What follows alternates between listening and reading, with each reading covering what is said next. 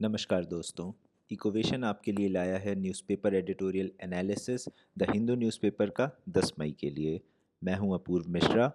अगर आप Indian express अखबार का एनालिसिस देखना चाहते हैं तो उसका लिंक आपको नीचे डिस्क्रिप्शन में मिल जाएगा। If you are looking for this analysis in English you can click the link in the description below. आप मुझसे इकोवेशन पर कनेक्ट कर सकते हैं मेरे स्टडी ग्रुप को ज्वाइन करके, जिसका लिंक आपको नीचे डिस्क्रिप्शन में मिल जाएगा। आप मुझको ईमेल कर सकते हैं अपने सारे सवाल, और आप मुझसे फेसबुक पर भी कनेक्ट कर सकते हैं। इस वीडियो से बेस्ट लर्निंग के लिए अपने हाथ में एक न्यूज़पेपर साथ साथ रखें जब आप ये वीडियो देख रहे हैं। तो आज के पहले लीड ओपिनियन आर्टिकल की तरफ जाते हैं। ये एक पॉलिटिकल आर्टिकल है और आपके लिए यूज़फुल नहीं है।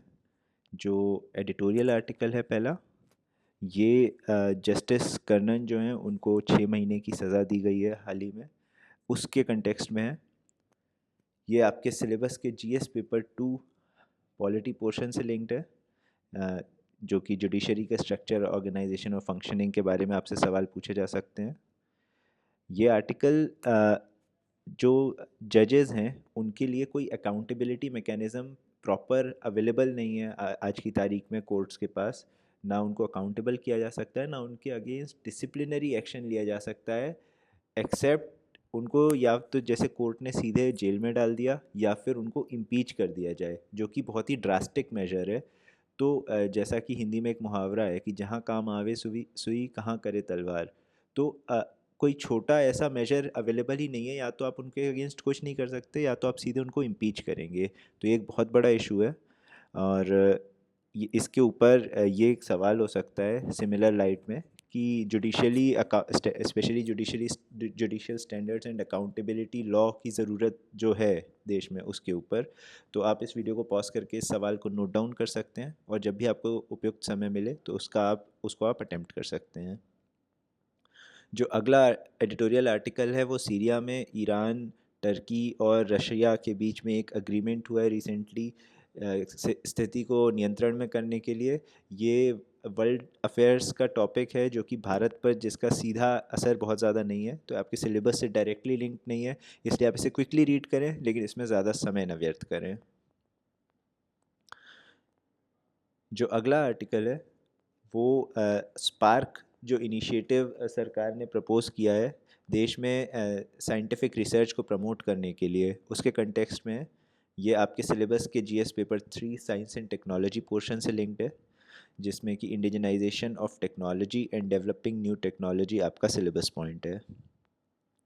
ये आर्टिकल जो इस पूरे प्रपोज़ल है उसकी क्रिटिसिज्म कर रहा है कि उसमें क्या कमियां हैं। जैसा कि आप टाइटल के नीचे जो सब टाइटल है उसमें भी देख सकते हैं कि भारत को ज़्यादा बड़े बेस ऑफ साइंटिफिक एक्सपर्ट्स की ज़रूरत है, ज़्यादा मैनेजमेंट और कमिटीज़ की ज़रूरत नहीं है, वो ऑलरेडी बहुत सारी हैं।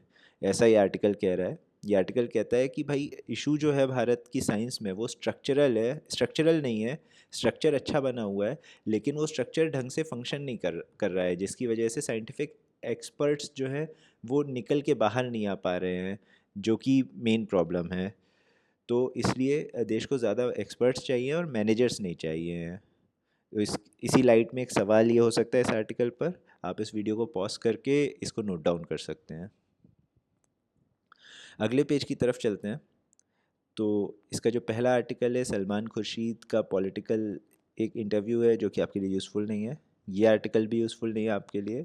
जो पैसिफिज्म एंड रियल पॉलिटिक आर्टिकल है, ये जापान की जो नीति बदल रही है, पैसिफिज्म यानी कि युद्ध से दूर रहने की जगह जो चाइना का करंट थ्रेट बढ़ रहा है, उस लाइट में जापान धीरे धीरे मिलिटराइज हो रहा है वापस, उसकी लाइट में। तो ये आप इसको क्विकली रीड कर सकते हैं। ये डायरेक्टली आपके सिलेबस के लिए इम्पॉर्टेंट नहीं है, लेकिन भारत कैसे जापान के साथ कोलैबोरेट कर सकता है मिलिटरीली, स्ट्रेटेजिकली चाइना को काउंटर करने के लिए, उसके लिए ये कहीं ना कहीं कुछ यूज़फुल आपको इन्फॉर्मेशन दे सकता है। तो इसलिए इस आर्टिकल को एक बार पढ़ लें, ज़्यादा टाइम ना लगाएं इसमें। फाइनली जो डेटा पॉइंट है वो देश में जो आउट ऑफ पॉकेट एक्सपेंसेस होते हैं, अगर मैटरनल डिलीवरी के लिए बच्चे पैदा करते वक्त अगर गवर्नमेंट फैसिलिटी को आप यूज़ करते हैं तो कायदे से वो फ्री ऑफ कॉस्ट होना चाहिए, लेकिन फिर भी पैसे लग जाते हैं लोगों के कई कारणों की वजह से। और वो कितने पैसे लगते हैं, जो कि बहुत बड़ा फिगर है, वो इस पूरे डेटा में बताया गया है। इसको आप इससे संबंधित किसी सवाल में भी यूज़ कर सकते हैं। आपके सिलेबस के जीएस पेपर 2 में health social sector syllabus point है, उससे लिंक्ड है ये। तो ये आज का न्यूज़पेपर है। अगर आपको ये न्यूज़पेपर यूज़फुल लगा तो प्लीज़ इस वीडियो को लाइक करें। अगर आपको लगता है कि आपके दोस्तों के लिए यूज़फुल हो सकता है तो उसको प्लीज़ शेयर करें। और अगर आप मेरे सारे वीडियोस से अप टू डेट रहना चाहते हैं तो इस ब्लॉग को सब्सक्राइब करें। और अगर आप चाहते हैं कि वीडियो अपलोड होते ही आपको नोटिफिकेशन मिल जाए तो बेल आइकन को दबाएं। इन सारे आर्टिकल्स पर और यूपीएससी के बाकी इश्यूज़ पर और डिस्कशंस के लिए और प्रीलिम्स और मेंस के फ्री मॉक टेस्ट्स के लिए और उन सब के एनालिसिस के लिए आप यूपीएससी का मेरा स्टडी ग्रुप ज्वाइन कर सकते हैं। उसका लिंक आपको नीचे डिस्क्रिप्शन में मिल जाएगा। बहुत बहुत धन्यवाद।